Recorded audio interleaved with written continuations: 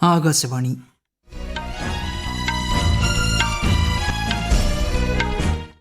നമസ്കാരം.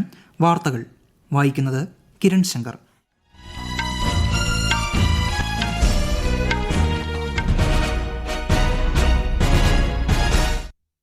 പ്രധാന വാർത്തകൾ. 2023 ദേശീയ കായിക പുരസ്കാരങ്ങൾ രാഷ്ട്രപതി ദ്രൗപദി മുർമു സമ്മാനിച്ചു. സാത്വിക് സായിരാജും ചിരാഗ് ഷെട്ടിയും ഖേൽ രത്ന പുരസ്കാരം ഏറ്റുവാങ്ങി. വൈബ്രന്റ് ഗുജറാത്ത് ഉച്ചകോടിയുടെ ഭാഗമായി ലോക നേതാക്കളുമായി പ്രധാനമന്ത്രി നരേന്ദ്രമോദി കൂടിക്കാഴ്ച നടത്തി. ഉച്ചകോടിയോടനുബന്ധിച്ചുള്ള വ്യാപാരമേള പ്രധാനമന്ത്രി ഇന്ന് ഉദ്ഘാടനം ചെയ്യും. പ്രതിരോധ പങ്കാളിത്തം സംബന്ധിച്ച ചർച്ചകൾക്കായി രാജ്യരക്ഷാമന്ത്രി രാജ്നാഥ് സിംഗ് ലണ്ടനിലെത്തി. പ്രവാസി ഭാരതീയ ദിവസിൽ ജനങ്ങൾക്ക് ആശംസ നേർന്ന പ്രധാനമന്ത്രി ഉൾപ്പെടെയുള്ള പ്രമുഖർ. കേന്ദ്ര പദ്ധതികൾ ജനങ്ങളിലെത്തിക്കുന്ന വികസിത് ഭാരത് സങ്കല്പ യാത്രയ്ക്ക് സംസ്ഥാനത്ത് മികച്ച പ്രതികരണം. ഇന്ത്യ ഓസ്ട്രേലിയ വനിതാ 2020 ക്രിക്കറ്റ് പരമ്പരയിലെ 3ാം മത്സരം ഇന്ന്. വാർത്തകൾ വിശദമായി.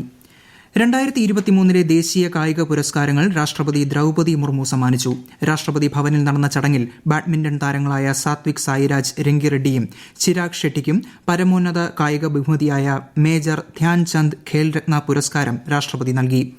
മലയാളി ലോങ് ജംപ് താരം എം ശ്രീശങ്കർ, ക്രിക്കറ്റർ മുഹമ്മദ് ഷമി ഉൾപ്പെടെ 26 കായിക താരങ്ങൾക്ക് അർജുന അവാർഡും ചടങ്ങിൽ സമ്മാനിച്ചു.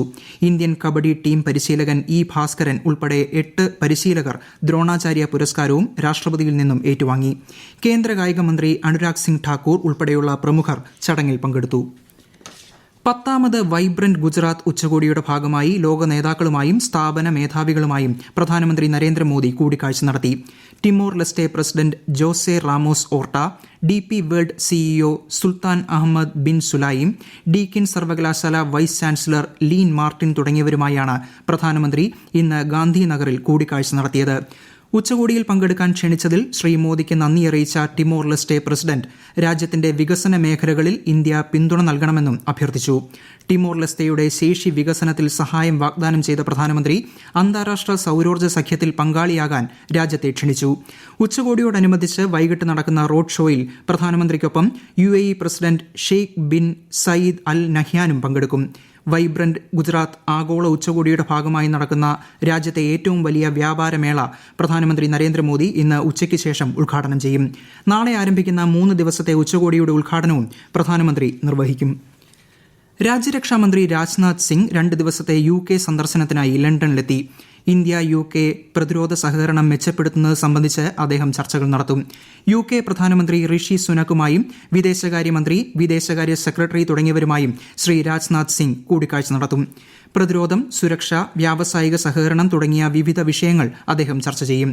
UK പ്രതിരോധ സെക്രട്ടറിയുമായും രാജ്യരക്ഷാമന്ത്രി ഉഭയകക്ഷി ചർച്ച നടത്തും. DRDO, പ്രതിരോധ ഉപകരണ നിർമ്മാണം തുടങ്ങിയ വകുപ്പുകളിൽ നിന്നുള്ള ഉന്നത ഉദ്യോഗസ്ഥർ അദ്ദേഹത്തെ അനുഗമിക്കുന്നുണ്ട്. പ്രവാസി ഭാരതീയ ദിവസിൽ ജനങ്ങൾക്ക് ആശംസകൾ നേർന്ന് പ്രധാനമന്ത്രി നരേന്ദ്രമോദി. ലോകമെമ്പാടുമുള്ള ഇന്ത്യൻ പ്രവാസികളുടെ സംഭാവനകളും നേട്ടങ്ങളും ആഘോഷിക്കാനുള്ള ദിനമാണിതെന്ന് സമൂഹമാധ്യമത്തിൽ അദ്ദേഹം കുറിച്ചു. രാജ്യത്തിന്റെ സമ്പന്നമായ പൈതൃകം സംരക്ഷിക്കുന്നതിനും ആഗോള ബന്ധങ്ങൾ ശക്തിപ്പെടുത്തുന്നതിനുമുള്ള ഇന്ത്യൻ പ്രവാസികളുടെ സമർപ്പണം പ്രശംസ അർഹിക്കുന്നതാണെന്നും പ്രധാനമന്ത്രി അഭിപ്രായപ്പെട്ടു.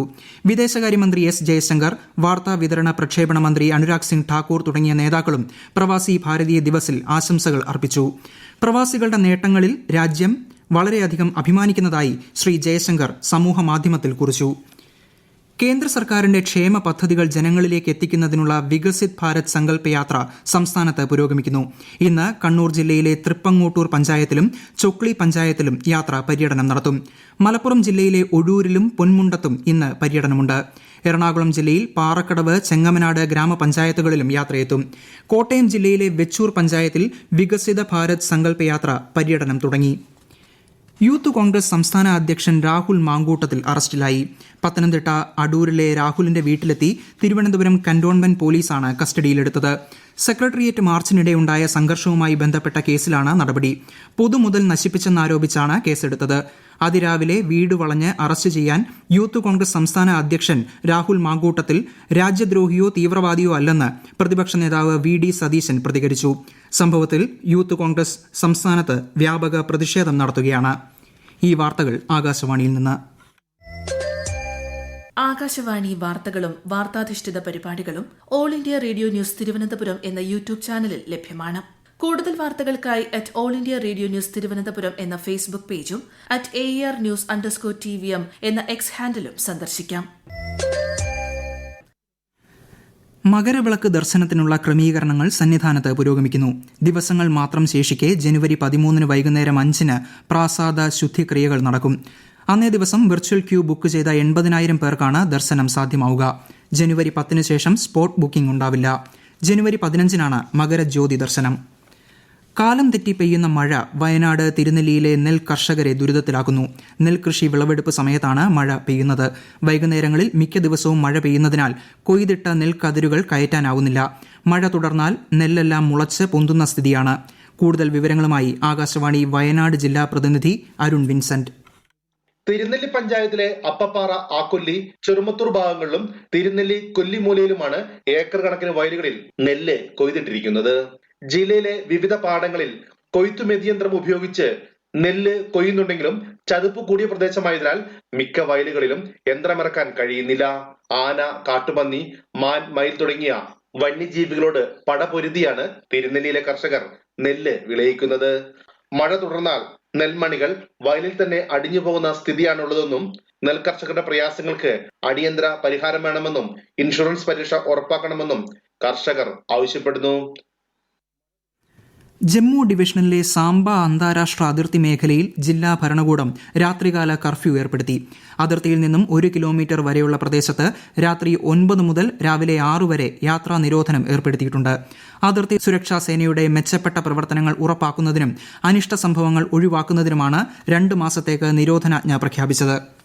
കേന്ദ്രഭരണ പ്രദേശങ്ങളായ ജമ്മു കശ്മീരിലും ലഡാക്കിലും അധികമായി 4 NCC യൂണിറ്റുകൾ കൂടി ആരംഭിക്കാൻ രാജ്യരക്ഷാമന്ത്രി രാജ്നാഥ് സിംഗ് അനുമതി നൽകി.